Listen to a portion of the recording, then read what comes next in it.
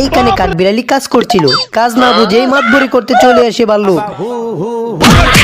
বাবা বাবা গো, এই বলে গাছটি টেলে পাহাড়ের এক কিনারায় নিয়ে এসে পড়ে। ভাল্লুকটি যাতে মাতাল হলেও তাহলে ঠিক আছে, যান বাঁচানোর জন্য সে প্যান্ট খুলে প্যারাশুট বানিয়ে ফেলে।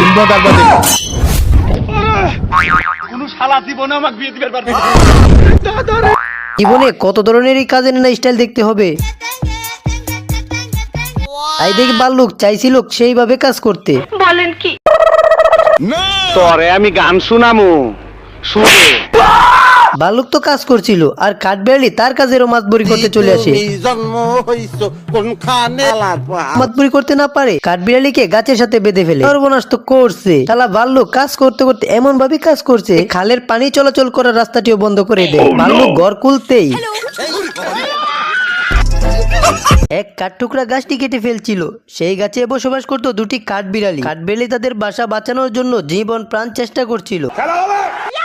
গাছটি কাটছিল, তখন বেল্টের হুকটি কেটে দিতেই হুক যেন না খুলতে পায়, তাই সে হুকবিহীন একটি বেল্ট পরে আবার গাছ কাটতে শুরু করে। কিন্তু তার থেকে বেশি চালাচ্ছিল কাঠবিড়ালি গুলা। তারপর লোহার চেন পরে আবার গাছ কাটছিল। খাটটুকরা দেখতে পায় এই দুটি কাঠবিড়ালি তার সকল কাজের জন্য বাধা দিচ্ছে।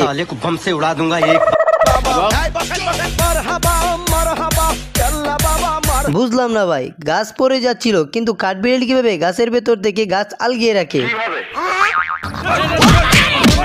অবশেষে কাঠটুকরা গাছ নিয়ে চলে যাচ্ছিল, কিন্তু কাঠবিড়ালি গুলো যাওয়ার রাস্তা পাল্টে দেয় পানির রাস্তা খুলে দিয়ে। আর কাঠটুকরা গাছের খণ্ডটি নিয়ে তার বাড়ির দিকে যে